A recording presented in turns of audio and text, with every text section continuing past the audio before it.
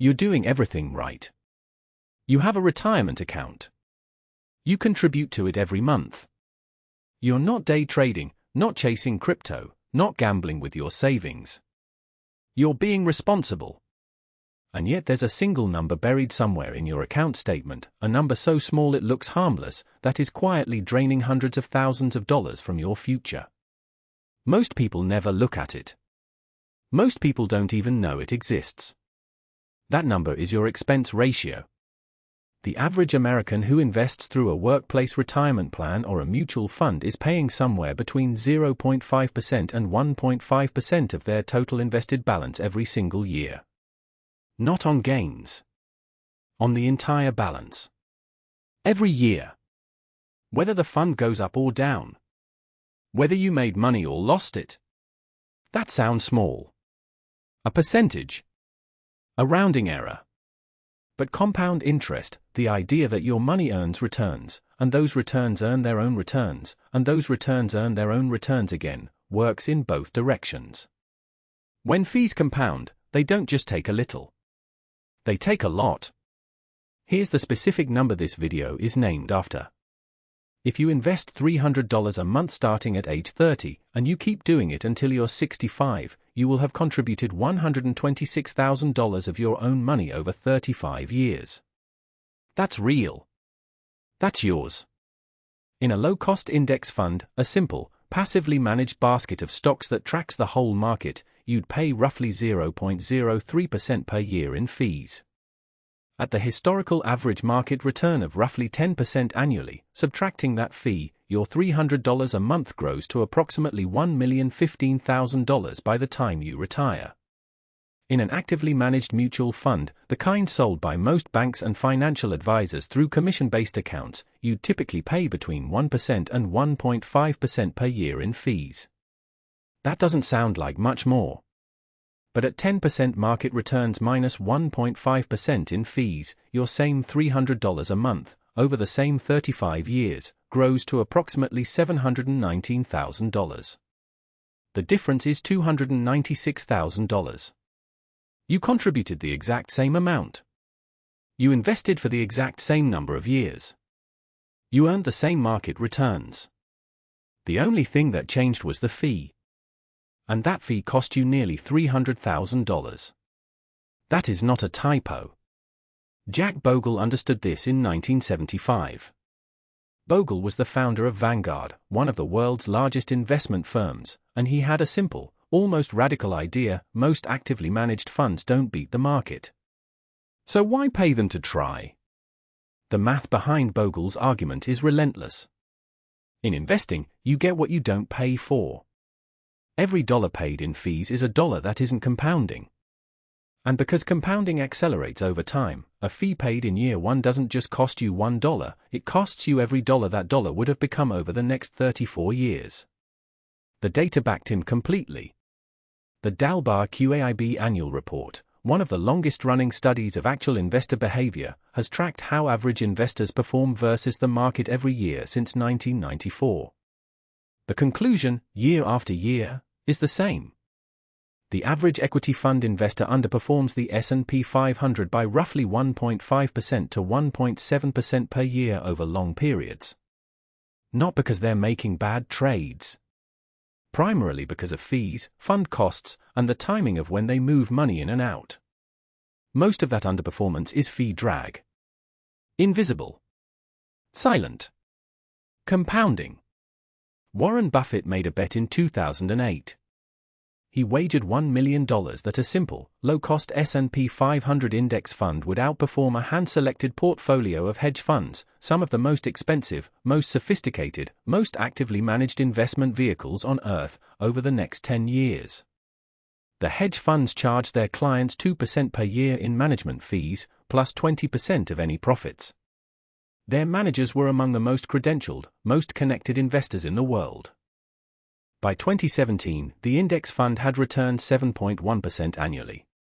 The hedge funds, on average, had returned 2.2% annually.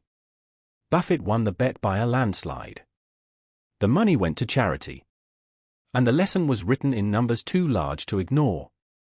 Paying more for investment management does not get you better returns. It does the opposite. But here's where this gets personal. Because most people don't invest in hedge funds. Most people invest in the mutual funds inside their 401(k)s, their IRAs, their pension plans. And most of those funds, the ones with the trustworthy-sounding names, the glossy brochures, the fund managers with their framed credentials, are charging you fees between 0.5% and 1.5% every year. Sometimes more. And the research is consistent. After fees, 85% to 90% of actively managed funds underperform their benchmark index over any 15-year period. That's not a fringe finding. That's from the S&P SPIVA report, one of the most rigorous assessments of active fund performance published twice a year. You are, in all likelihood, paying more money to get worse results. Now here's the counterintuitive part. Because your instinct, when you hear this, might be to blame the fund managers. To assume they're incompetent. But most of them are smart. Most of them work hard. The problem isn't the people, it's the math. Markets are competitive. Every fund manager is competing against every other fund manager.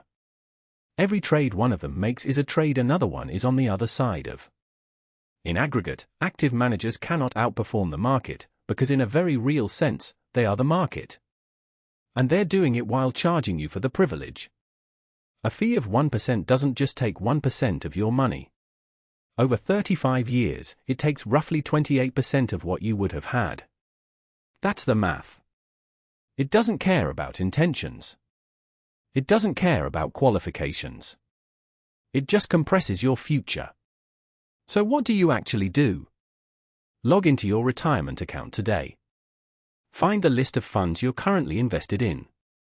Look for a column or a number labeled expense ratio. It will look like 0.05% or 0.75% or 1.2%. That's the annual fee you are paying as a percentage of your total balance. If you see anything above 0.2%, you are likely paying more than you need to. If you see 0.75% or higher, you are paying a fee that will cost you tens of thousands, possibly hundreds of thousands, over your investing lifetime. Look for index funds. Broad market index funds, those that track the total stock market or the S&P 500, typically have expense ratios between 0.01% and 0.1%. They don't try to beat the market. They try to match it. And because matching the market is far cheaper than trying to beat it, they end up ahead of the vast majority of active funds after fees are taken out. This is not complicated. It is not exciting.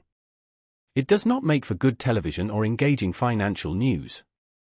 Which is, perhaps, why nobody teaches it. You were told that responsible investing means finding the right fund manager, picking the right stocks, staying ahead of the market. That's what the industry wants you to believe. Because that belief makes them money. The boring truth, and this is the part that changes everything, is that the best long-term investing strategy involves doing almost nothing. Buying a low-cost index fund. Contributing to it consistently. Not touching it for decades. Letting compound interest do what compound interest does. That's it. There is no skill involved in this approach. No special knowledge. No quarterly reviews with a financial advisor whose fee you're also paying. No stock picking. No market timing. No premium. The person who spent 35 years in a low-cost index fund and never watched a minute of financial news, that person, statistically, will retire with more money than the person who actively managed their portfolio, paid for premium funds, and tried to time the market every single year. You started this video being responsible.